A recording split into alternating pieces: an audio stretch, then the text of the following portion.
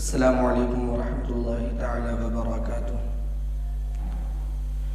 الحمد للہ نحمده ونستعینه ونستغفره ونؤمن به ونتوکل علیہ ونعوذ باللہ من شرور انفسنا ومن سیئات اعمالنا من يهده الله فلا مضل له ومن يضلله فلا هادي له ونشهد أن لا إله إلا الله وحده لا شريك له ونشهد أن محمدا عبده ورسوله أما بعد فأعوذ بالله من الشيطان الرجيم بسم الله الرحمن الرحيم قد جاءكم من الله نور وكتاب مبين صدق الله المولانا العظيم وبلغنا رسوله النبي الأمين المبين المتين الكريم ونحن على ذلك لمن الشاهدين والشاكرين والحمد لله رب العالمين۔ تمام تعریف و توصیف حمد و ثنا اللہ جل مجدہ الکریم کی ذات بابرکات کے لیے، جو خالق کائنات بھی ہے اور مالک شش جہات میں۔ اللہ جل وعلا کی حمد و ثنا کے بعد رسول رحمت، شفیع معظم، نبی محتشم، اللہ کے پیارے، امت کے سہارے، رب کے محبوب، دانائی غیوب، مالک رقاب امم، فخر عرب و عجم، والی کون و مکان، سیاح لا مکان، سید انس و جان، سرنشین مہوشاں، نیر تاباں، سرور لالا رخاں، ماہ خوباں، شہنشاہ حسینہ، تتمہ دورہ، سرخیل زہرہ جمالا،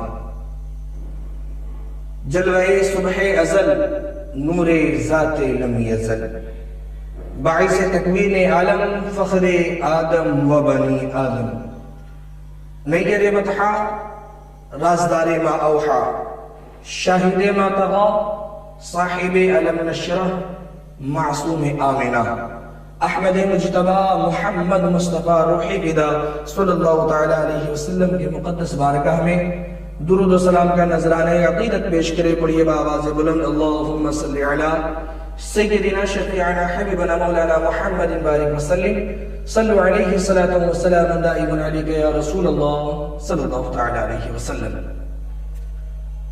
حضرات محترم، شاعر کہتا ہے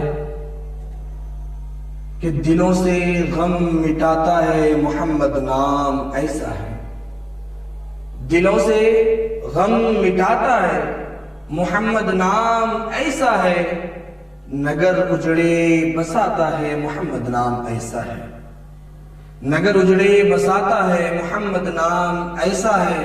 اور کوئی یعقوب سے پوچھے کہ یوسف مل گئے کیسے، کوئی یعقوب سے پوچھے کہ یوسف مل گئے کیسے، یہ بچھڑوں کو ملاتا ہے محمد نام ایسا ہے۔ اور انہی کے در سے ہے پائی فقیروں نے شہنشاہی، انہی کے در سے ہے پائی فقیروں نے شہنشاہی، خدا سے بھی ملاتا ہے محمد نام ایسا ہے۔ اور محبت کے کنول کھلتے ہیں ان کو یاد کرنے سے، محبت کے کنول کھلتے ہیں ان کو یاد کرنے سے، بڑی خوشبوئیں لاتا ہے محمد نام ایسا ہے۔ اور مدد حاصل ہے مجھ کو آج بھی شاہ مدینہ کی، مدد حاصل ہے مجھ کو آج بھی شاہ مدینہ کی، ارے میری بگڑی بناتا ہے محمد نام ایسا ہے، میری بگڑی بناتا ہے محمد نام ایسا ہے۔ حضرات محترم، جیسا کہ آپ حضرات کو بخوبی معلوم ہے کہ ربیع النور کا مبارک مہینہ چل رہا ہے، اسی مہینے میں ہم سب کے آقا دو عالم صلی اللہ تعالیٰ علیہ وسلم اس خاکدان گیتی میں جلوہ افروز ہوئے۔ تو میں آپ صلی اللہ تعالیٰ علیہ وسلم کے ولادت کا منظر، ظہور قدسی کا منظر آپ کے سامنے پیش کرنا چاہتا ہوں۔ کہ ہم سب کے آقا، جن و بشر کے آقا، حور و ملک کے آقا جب اس خاکدان گیتی میں جلوہ افروز ہوا تو کس شان و شوکت کے ساتھ جلوہ افروز ہوا، کس نرالی آن بان شان کے ساتھ جلوہ افروز ہوا، اس وقت کس طرح کے ارحاسات و معجزات ظہور میں آئے، اس وقت کس طرح کے واقعات رونما پذیر ہوئے، اس کی ایک چھوٹی سی جھلک میں آپ کے سامنے پیش کرنا چاہتا ہوں۔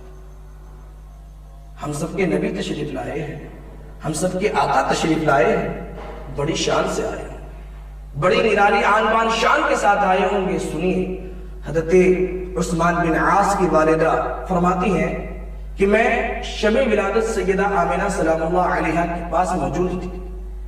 وہ فرماتی ہیں کہ فما شیء انظره فی البیت رأیت النجوم تدنو حتی ظننت انہا ستقع علی۔ وہ فرماتی ہیں کہ میں نے گھر میں جس طرف بھی نظر دوڑائی مجھے نور ہی نور نظر آیا، اجالا ہی اجالا نظر آیا، روشنی ہی روشنی نظر آئی۔ وہ فرماتی ہیں کہ میں نے ستاروں کو دیکھا کہ وہ جھکے آ رہے ہیں، ایسا لگ رہا تھا کہ وہ مجھے پہ گر پڑے۔ ہم سب کے آقا آئے ہیں، بڑی شان سے آئے ہوں گے، کائنات کے اولین فصل بہار تشریف لائے ہیں نا، بڑی شان کے ساتھ آئے ہوں گے۔ سنیے کس شان کے ساتھ آئے۔ حضرت شفا بنت عوف رضی اللہ عنہ بیان فرماتی ہیں وَأَضَاءَ لِي مَا بَيْنَ الْمَشْرِقِ وَالْمَغْرِبِ حَتَّى نَظَرْتُ إِلَى بَعْضِ قُصُورِ الرُّومِ۔ وہ فرماتی ہیں کہ میرے لیے مشرق و مغرب یعنی پوری روئے زمین روشن و تابناک ہو گئی، اس قدر روشن و تابناک ہو گئی، اس قدر روشن و تابناک ہو گئی کہ مجھے شہر روم کے مکانات اور بلڈنگیں نظر آنے لگیں۔ اور سنیے، ہم سب کے آقا آئے ہیں، ہم سب کے مولا تشریف لائے ہیں نا، بڑی شان سے آئے ہوں گے۔ کس شان سے آئے ہیں سنیے، خود سیدہ آمنہ سلام اللہ علیہا فرماتی ہیں، میں نے حضور کی ولادت کا منظر فرماتی ہیں فلما فصل منی خرج معه النور اضاءت به قصور الشام واسواقها حتى رأيت اعناق الابل ببصرة۔ وہ فرماتی ہیں کہ جب وہ مجھ سے منفصل ہوئے، جب وہ مجھ سے جدا ہوئے، یعنی جب آپ صلی اللہ تعالیٰ علیہ وسلم کی ولادت ہوئی تو ان کے ساتھ ایک نور نمودار ہوا، ان کے ساتھ ایک ایسا نور ظاہر ہوا کہ جس کی روشنی سے شام کے محلات اور بازار روشن ہو گئے، اس قدر روشن ہو گئے، اس قدر روشن ہو گئے کہ مجھے بصرہ کے اونٹوں کی گردنیں نظر آنے لگیں۔ یہ کون فرما رہی ہیں؟ میرے حضور صلی اللہ تعالیٰ علیہ وسلم کی والدہ محترمہ کیا فرما رہی ہیں کہ حضور کی ولادت کے وقت کائنات اس قدر روشن و تابناک ہو گئی کہ مجھے بصرہ کے اونٹوں کی گردنیں نظر آنے لگی۔ کہاں شہر مکہ، کہاں شہر روم، کہاں شہر شام، کہاں ملک شام، لیکن حضرت آمنہ فرماتی ہیں کہ حضور کی ولادت کے وقت یہ کائنات، یہ دنیا اس قدر روشن و تابناک ہو گئی کہ میں شہر روم میں، میں شہر مکہ میں تھی لیکن مجھے بصرہ کے اونٹوں کی گردنیں نظر آ رہی ہیں۔ ہم سب کے آقا تشریف لائے ہیں، ہم سب کے مولا تشریف لائے ہیں نا، بڑی شان سے آئے ہوں گے۔ کس شان سے آئے ہوں گے سنیے، جب بچہ پیدا ہوتا ہے تو طرح طرح کی آلائشوں گندگیوں میں لتھڑا ہوتا ہے، خون سے لت پت ہوتا ہے، لیکن ہم سب کے آقا دو عالم صلی اللہ تعالیٰ علیہ وسلم کی شان تو دیکھیے، ہم سب کے آقا دو عالم صلی اللہ تعالیٰ علیہ وسلم کے کمال کو تو دیکھیے۔ آقا دو عالم صلی اللہ تعالیٰ علیہ وسلم جب اس دنیا میں تشریف لائے تو آپ صلی اللہ تعالیٰ علیہ وسلم مکمل طور پر پاک و صاف تھے۔ حضرت سیدہ آمنہ فرماتی ہیں فَوَلَدْتُهُ نَظِيفًا مَا بِهِ قَذَرٍ کہ میں نے انہیں پاک و صاف جنا، ایسا پاک و صاف، ایسا پاک و صاف کہ ان کے جسم میں ذرہ برابر بھی آلت کی۔ ہم سب کے آقا تشریف لائے، اور سنیے ہم سب کے آقا تشریف لائے، بڑی شان سے آئے ہوں گے۔ کس شان سے میرے آقا تشریف لائے ہیں سنیے، حضرت سیدہ آمنہ سلام اللہ علیہا میرے حضور کی ولادت کا منظر بیان کرتی ہیں۔ وہ فرماتی ہیں کہ جب وہ زمین پر وارد ہوئے، یعنی جب آقا دو عالم صلی اللہ تعالیٰ علیہ وسلم کی ولادت ہوئی تو آپ صلی اللہ تعالیٰ علیہ وسلم نے اپنے ہاتھ کو زمین پر مار کر اپنے مٹھی میں مٹی بھری اور اسے آسمان کی جانب بلند کیا۔ جب اس انداز سے آپ صلی اللہ تعالیٰ علیہ وسلم کی ولادت کی خبر مکے میں پھیلی تو قبیلہ بنی لہب سے تعلق رکھنے والے ایک ماہر فال نے کہا کہ لئن صدق هذا الفال اگر یہ فال سچی ثابت ہو گئی، یہ جو میں سن رہا ہوں، یہ جو میرے کانوں میں آواز آ رہی ہے کہ ایک بچے کی ولادت اس طریقے سے ہوئی ہے، اس انداز سے ہوئی ہے، یہ جو خبر میرے کانوں تک آ رہی ہے، لئن صدق ھذا الفال، وہ کہتا ہے لئن صدق ھذا الفال لیغلبن ھذا المولود العرب، ان قریب یہ بچہ پورے روئے زمین پر غالب آ جائے گا۔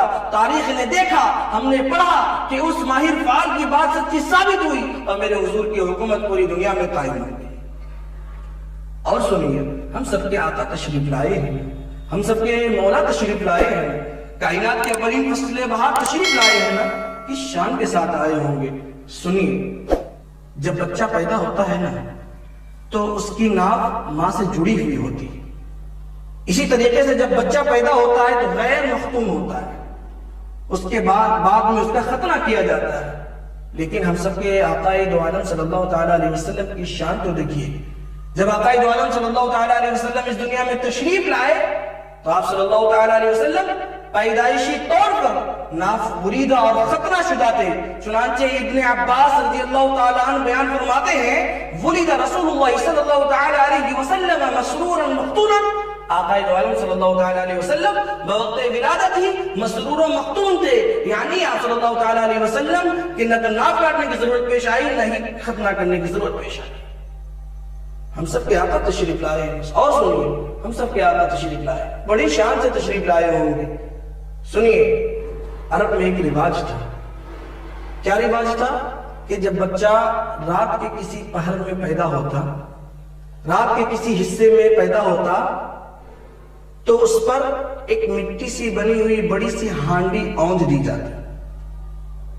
چونکہ میرے حضور صلی اللہ تعالیٰ علیہ وسلم صبح سویرے تشریف لائے، بھور کے وقت میں تشریف لائے، اور اس کے اندر بھی ایک بڑی حکمت تھی کہ اگر آقا دو عالم صلی اللہ تعالیٰ علیہ وسلم مکمل طور پر رات کے حصے میں تشریف لاتے تو رات اپنی قسمت پر ناز کرتا اور دن کو نہ ہوتا، اور اگر حضور دن کے مکمل حصے میں آتے تو دن اپنی قسمت پر ناز کرتا اور رات کو یہ نصیب نہ ہوتا۔ چنانچہ آقا دو عالم صلی اللہ تعالیٰ علیہ وسلم ایسے وقت میں تشریف لائے کہ جس کے اندر رات کا حصہ بھی پایا جاتا ہے اور دن کا حصہ بھی پایا جاتا ہے، چنانچہ رات بھی خوش اور دن بھی خوش۔ سنیے، کیا رواج تھا؟ عرب میں رواج تھا کہ جب بچہ رات کے کسی پہر میں پیدا ہوتا، رات کے کسی پہر میں جب اس کی ولادت ہوتی تو اس پر ایک مٹی سے بنی ہوئی بڑی سی ہانڈی اوندھ دی جاتی، بڑی سی ہانڈی رکھ دی جاتی۔ کیوں؟ تاکہ صبح ہونے سے پہلے تک بچے پر کسی کی نظر نہ پڑے، یہ رواج تھا۔ چنانچہ جس رات آقا دو عالم صلی اللہ تعالیٰ علیہ وسلم کی ولادت ہوئی، معمول کے مطابق، دستور کے مطابق آقا دو عالم صلی اللہ تعالیٰ علیہ وسلم پر بھی ایک مٹی سے بنی ہوئی بڑی سی ہانڈی اوندھ دی گئی، رکھ دی گئی۔ لیکن حق تعالیٰ کو یہ کیسے گوارا ہو سکتا تھا کہ جو ہستی مشرکانہ رسموں کو ختم کرنے کے لیے آئے، جو ذات دنیا سے مشرکانہ رسموں کو مٹانے کے لیے آئے، ان کا اپنی زندگی کا ہی آغاز کسی ایسے رسم سے ہو۔ چنانچہ جب صبح ہوئی تو لوگوں نے کیا دیکھا کہ ہانڈی شک ہو کر دو حصوں میں تقسیم ہو چکی تھی اور آقا دو عالم صلی اللہ تعالیٰ علیہ وسلم کی نظر آسمان کی جانب بلند تھی۔ جانے دو عالم صلی اللہ تعالیٰ علیہ وسلم کا اس دنیا میں تشریف لانا تھا کہ کفر و شرک کے ایوانوں میں تہلکہ مچ گیا، قیصر و کسریٰ کے 14 کنگرے ٹوٹ کے گر پڑے، بحیرہ طبریہ کا پانی گھٹ گیا، شام میں وادی سماوا کا پانی رک گیا، ان کے پاس بہنے والا دریائے ساوا زمین میں دھس گیا، اور 1000 سال سے روشن و مقدس آگ جس کی ایرانی پوجا کیا کرتے تھے یک لخت بجھ گئی اور سارے کے سارے بت تھر تھرا کے زمین پر گر پڑے۔ آپ لوگ یہ نعت بارہا سنا کرتے ہیں کہ بت یہ کہہ کے سجدے میں گرا، آ گئے حضور آ گئے۔ سنیے، میرے حضور صلی اللہ تعالیٰ علیہ وسلم جب اس دنیا میں تشریف لائے، مورخین لکھتے ہیں کہ قریش کے کچھ افراد، کچھ لوگ ہر رات دیوتا کے چرنوں میں، ایک دیوتا کے چرنوں میں حاضری دینے کے لیے جاتے تھے، اپنی عبادتوں کے نذرانے پیش کرنے کے لیے جاتے تھے۔ چنانچہ جس رات آقا دو عالم صلی اللہ تعالیٰ علیہ وسلم کی ولادت ہوئی، معمول کے مطابق، دستور کے مطابق وہ لوگ اس رات بھی اپنے دیوتا کے چرنوں میں حاضری دینے کے لیے گئے۔